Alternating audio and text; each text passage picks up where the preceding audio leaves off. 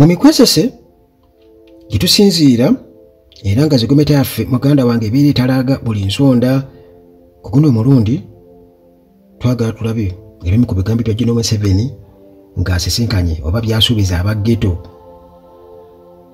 mu kubeera nti alina okubazza okubasika naye ate nga byabawabula ate ye byakola oba byeyesigamyeko ng'ate byabagaana so ng'ate ye yabawanga ekizampo yabagamba mulonde abebaka obwebase mubandeetire nze ne baba bebaka bebase mu paalamenti ate kati nabagamba ate lwaki mulonde abatagasa kikizibu kye mulina naye nga tunaba kubeera nga tugendayo eyo sooka munnange otegeere Haji Haruna ye musomi w'edduwa gwe tulinawo gwe alina okusomoozebwa mu bulamu ng'embeera yeetaagamu edduwa. Haji Haruna ye musomi w'edduwa gwe tulinawo mukubire ku ssimu ze ezo awo. Haji Haruna omusomi w'edduwa asangibwa ku Jinja Road ku luguudo lw'Ejjinja wali e Bulumaji. Ate gwe munnange ayagala emmotoka eya special ey'okupangisa nti oli akuvugemuuko nga mwesimbu gw'osobola okutuma nga tewali kuwekengera kwonna kubira omukulu mukisa ku 0740 653 0740 653 n'abo abaagala munnange okubeera nti bafuna omuntu omwesimbu anaabatwala ku airport oba okubalinda ku airport nga mukomyewo e Uganda oyo gwemba kwasizza. Kati munnange mukama ku mawulire agabaddewo era nga mu nkola yaffe ey'obutaleka ginyiralimu nga sirivunule twagala okubamanyisa nti waliwo omukuumi ow'oku Lusegere owa pulezidenti wa NUP Robert Kyagulanyi Ssentamu Bobi Wine. Ono yakwatiddwa mu bukambwe abantu abatategeerekeka era nga bano siga nti bategeerekeka naye tewali kubuusabuusa bano bateeberezebwa okubeera ab'ebyokwerinda ate era nga b'ab'ekwerinda yadde nga ekigambo ky'ebyokwerinda nakyo kitegeeza nti babeera ate kati bakikozesa ku bantu abakyamu abantu abatabanguzi kaŋŋamba ab'eddembe ab'enibikamu b'ebyokwerinda bano munnange bamusazeeko bwe yabadde ava okuziika mu bitundu eby'ennansana. Akileewo Kivumbi wa myaka 40 era nga yakulira ebyokwerinda ku kitebe eky'ekibiina ekavule ono yakwatiddwa ku Lwokuna nga ava okuziikirako omu ku bakulembeze b'ekibiina ennansana mu West Zone ngadda ewaka. Kigambibwa nti munnange yabadde avaayo olwo nno munnange n'asisinkana emmotoka ekika ekya Noah namba UAP 164P eyabadde emugoberera neevaamu abasajja abamuvumbagidde bali bamufumbakatidde ne bamukwata.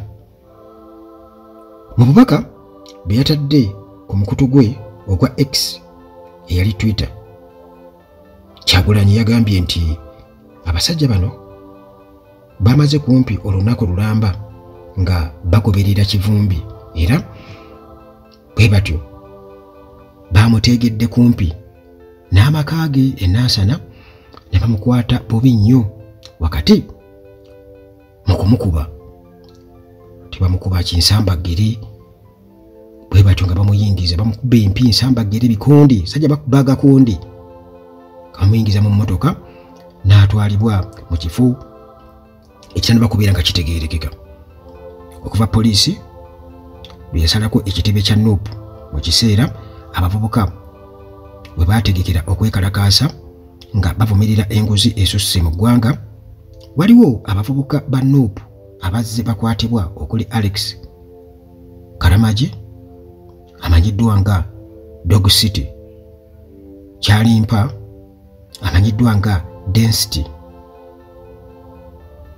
Awuba Bendera, Shamim Namubiru, Agula Gate ku kitebe ekyakavule ne Bashir Kasagga amanyiddwa nga Motifu Kasagga. Kyokka bo munnange bano bayimbulwa nga kati Kivumbi yakyali mu mikono egy'abeebyokwerinda.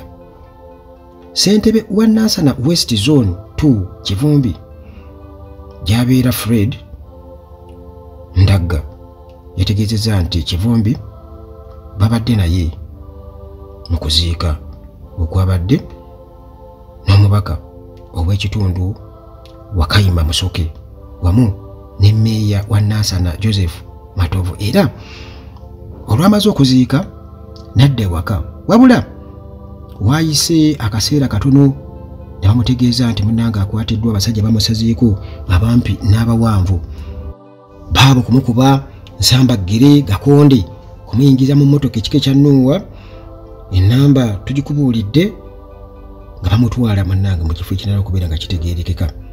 Waayiswa nga ono yamyuka omwogezi w'ekibiina, Waayiswa Mufumbiro yategeezezza nti kituufu Kivumbi yakwatiddwa, naye ng'ekibiina baasindise dda bannamateeka okunoonyereza kuwa gy'ali yonna bw'aba alina omusango gwe yazza avunaanibwe. Wabula ensonda mu by'ebyokwerinda zaategeezezza nti Kivumbi abaddeko mbu abavubuka baasisinkana, era nga bano abadde abasisinkana nga balina pulaani esekeeterera gavumenti. Wabula ate akulira poliisi e Nansana Apollo Tayebwa neetegeezezza nti munnange okukwatibwa kwa Kivumbi tannaba kukutegeerako, era ne ku poliisi ey'e Nansana tamulina, wabula n'ategeeza nti agenda kwongera okunoonyereza ekituufu kyekiriwa. Eyo no nga tuvuddeyo muganda wange, bakusuubizza okutunula mu bigambo bya Gen. Museveni byajja agamba abavubuka, kubanga Gen. Museveni kigambibwa okuba nti yawadde abavubuka ba ghetto mu Kampala, Wakiso ne Mukono obukadde 12,200 ez'okwekulaakulanya nga bayita mu bibiina byabwe ebya SACCO. Kakati mu kubawa ssente, Museveni agamba nti ebizibu bya ghetto byatandika oluvannyuma lw'abaasoma okulemwa okukola ku bizibu byabwe, wadde nga n'abataasoma nabo balina obunafu obw'okuteeka abakulembeze baabwe ku nninga, kugamba tebateeka abakulembeze baabwe ku nninga. Yagambye nti kyokka nammwe gubasinga okulonda abantu abatagasa. Ekyokulwanyisa kye mulina, bwe mulaba omuntu atasobola ataboogerera ku bizibu byammwe, mubajjeeyo. Abalala bali mu kulya nguzi era temubalondoola. Museveni bw'atyo bwe yagambye. Naye kwegamba ku nsonga eyo, mujjukire Gen. Museveni yagamba nti ye bwe mumulondera abo abantu babeera awanzeeko eddusu, ne bw'aba mu palamenti agenda kwebaka bwebasi, mwe mumulonde. Kitegeeza nti yeeri ebisigale bimulekere, nti oyo aba agenda kuyisaawo ebigasa abantu, okusinga omulondera aba opposition oba oliawo abagenda okuwakanya, kubanga bwe tuba twogera ku bantu aboogera ku bizibu by'abantu, nsuubira okubanga aba opposition beboogera ku bizibu by'abantu. Aba NRM ne bwe mugenda ne bwe tunuulira ku pano za TV nga boogera, ojja kubalaba nga bo bawagira buwagizi buli kikyamu, n'ekikyamu kyennyini ye awagira buwagizi, kugamba ye atambula na kintu kya yero gyekimuvugira jazza, kibuyaga gyamuza jazza, kasa kibanga kirimu yero, tasobola kugamba nti naye nedda, mu butuufu kino kikyamu. Okoleka mpozi nti kati waliwo abamu boolaba nti kati abamu era babaddengawo nti ajja nayogera ku kintu ekikyamu n'akiremerako nagaana edda, ekyo kikyamu era okukakkana oyinza okwesanga ne woofiisi bagimugobyemu, oba n'okubeera nga tebakyamuwa mukisa mu bintu ebirala. Olwokuba future ye etera kubeera nyimpiko mu kubeera nti nno ayiwandibwako eddusu mu bifo ebyenjawulo mu NRM. Abo naddala bajja boogera nga boogera ku lwabwe, nga bwe balaba nga boogera ku lw'abantu.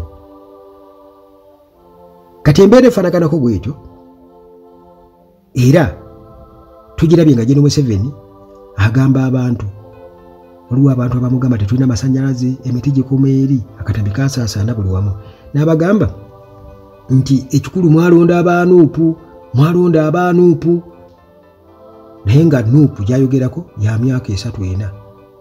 Kale kwegamba bannayuganda ne babeera nga bawudiisibwa. Leero twajja mu kwogera ku kigambo ghetto kubanga bw'otunula Uganda yonna kumpi eri mu ghetto. Uganda yonna kumpi eri mu ghetto. Percentage esinga mu Uganda eri mu ghetto. Kati kiba kitegeeza nti ghetto bweba eri mabega. Ghetto bweba ekyali mabega kitegeeza Uganda ekyali mabega yo nga yo okutwaliza awamu eri mabega kubanga gwe oyogera ku kigambo ghetto Uganda yonna eri mu ghetto. Era mu ghetto mwe muli abaasoma n'abataasoma. Museveni bayogerako nti ekizibu ky'abaasoma abalimiddwa okukola ku bizibu byakyo. Wabula nti waliwo bali bannaffe percentage entono ennyo kwegamba gye bali badde ng'ogamba nti oba eri average kuba ne mu ghetto mulimu abali average. Kati oba bali abagagga ennyo kyokka ate muneeyo ne mu ghetto mulimu abagagga ennyo. Oba obadde tokimanyi. Ne mu ghetto wano mulimu abagagga ennyo. Kati Uganda yonna eri mu ghetto okutwaliza awamu kubanga nti ebintu bingi nnyo ebitugatta tuvugira ku nguudo zezimu ate era n'abo bennyini eno gye bayita ghetto gye balina ebyobugagga byabwe. Nti ayita omubwato bwatyo mu mikwesese bwatyo muganyagazi bw'ennyo ng'avugira mu benzi ye n'agenda ogenda okulaba okuyita okuvuunuka ghetto ku sayidi eri ku mutala guli nga waliyo goloofa naye nga wano ayita mu ghetto era nga bano ababodaboda bwe bamukungiriza yoyoyo ate balaba emmotoka eyakabi. Kakati Uganda yonna eri mu ghetto. Njagala okubuulira wabula ekizibu ky'okuba nti nno abantu balonda abantu abatabagasa ekyo tekyali badde ensonga enkulu yali badde government policy. Nti yo nga government policy eyo yaayo eri ki nti enguudo zonna katugeze road network bwebweni yakitubuulira wano yagamba road network emanyikiddwa sente ezibulira mu nguzi katugeze trillion 10 oba 28 nti bwe bwogendo zigattagatta sente ezo nti road network eya Uganda mu myaka oba yagamba 6 ebimaze okubeera nga enguudo zonna eziri mu Uganda zirimu kolas zonna singa oli abasobodde okuziyiza ku sente ezo ezibbibwa mu nguzi naye enguzi mulaba agiwagira kenyini gino Museveni kenyini ate amaliriza awagidde enguzi ayogera ku nguzi nti nno mulonda bali banguzi ate naye kenyini balonda era bayagala basindikira abantu ate bawagira. Wano yawagira Anita Among kujja kumboza nti example Anita Among n'abalala abazze babba nga kino Museveni abakola ki ababikkirira. In fact yayogera ne ku kusonyiwa mbu aliko omuntu mbu amulese ebbanga mbu ng'akola ekintu ekyo nalabye wano wangadi awa obujulizi mu kkooti ku ngeri gye baasabamu ku budget eya Uganda Human Rights Commission 5% oluvannyuma ne basaba 20% oba akati yaba recording yagenda n'abalope wa General Museveni mbu ne baba recordinga mu meeting gye baalimu okukakana kyemiranga gy'owulira mu parliament n'okubanyiga. Naye Anita Among yennyini navaayo n'agenda mujuke ng'alina ekinyamatama ne bategeeza nti abantu abo yadde ba MP baffe babakutte mu nguzi naye 2026 mukole ki. Anita Among ate Anita Among agamba ali abaakingibwa General Museveni ne General Museveni n'avaayo n'akola ki n'akiragira ddala nti amubaakinga. Kati ebintu ebifaanaganako bwe bityo kukuusa n'abantu ababaka abangi aba NRM abali mu parliament abebaka obwebasa otulo nga bafa kimu kuweza ababaka 5 mu bameka basobole okubeera nga bayisa ebiteeso bya NRM nga ate General Museveni kennyini yakiwumamu omutwe n'okuteekayo omusimbi mu kubagulirira ekitwalibwa ng'enguzi tewali nguzi esinga eyo. Kati bino byonna okubiteeka ku ghetto kubanga General Museveni tayagala kusharinga blame kati blame agiteeka ku ghetto. Kati onaakwatayo ku obuwumbi akawumbi kamu n'obukadde 2 ezitenkanankana na bakamishona ze babba ze beegabira kuba beegabira obukadde akawumbi kamu n'obukadde 7. Kati ghetto nga azigase zonna okutwaliza awamu nga musako zaabwe ghetto y'e Kampala Wakiso Mukono bwabo n'abawo obukadde 12 ke kawumbi kamu n'obukadde 2 naye nga mu parliament just abantu 3-4 beegabanya bumpi 2. Anita Among nti mubanga tono nnyo bagamba lya nnaku weeks mmeka yali amaze okubeera nga ayisa mu bantu esente mpitirivu nnyo nga buno bukadde oba akawumbi akamwe bukadde bibiri bwe bakasukidde kati nga mugenda gabana buli mafuneko emitwalo 3 butono nnyo naye ng'ezibbibwa wali mu ngozi mpitirivu nnyo naye nga weakness government system n'enguudo zirina kuzimbibwa gavumenti omusolo ffe tuguwaayo n'ebirala byonna amalwaliro n'amasomero kyogamba nti nno omubaka wa palamenti yalina okuzimba essomero erya UPE nedda gavumenti yalina okulizimba omubaka si yalina okuzimba eddwaliro kuba gavumenti amalwaliro egamanyi tegamanyi kati yo gavumenti epulaninga ki erina okuba nga ebibujjanjabi kati mu pulogulaamu yayo ebibujjanjabi erina ki pulogulaamu ye yekola enguudo erina ki pulogulaamu ye yezimba amasomero erina ki bwebanga yeekwasa babaka kubanga omusolo gukuŋŋaanyizibwa ne ssente zeewolebwa ababaka tebakuŋŋaanya ssente era ababaka baliwo okukiikirira bantu tebaliwo kuba bantu ssente oba kujja kuzimba luguudo nga bwe walaba gravity bwe bakwata asima akasawo ka sementi ne bagenda Bobi Wine atuzimbire eddwaliro nafu tuwaddeyo akasawo ka sementi kamu ebintu ebyekijeganga ebyo nawulira ne omusajja mukulu gwe nali njagala ennyo naye kati yammalamu amaanyi Senkubuge nga naye ali mu ebyo tuzimbireyo oluguudo tuzimbire ali ne full figure kati Senkubuge olezo n'yogera ne full figure Mukama Katonda omuntu yeesima okuba pulezidenti yateera kuba kati era full figure baasinga Senkubuge kubanga ye full figure presidential advisor ate Senkubuge tebakumuwangako kitegeeza amusinga okugira kumulongola ebintu okutegeera ensonga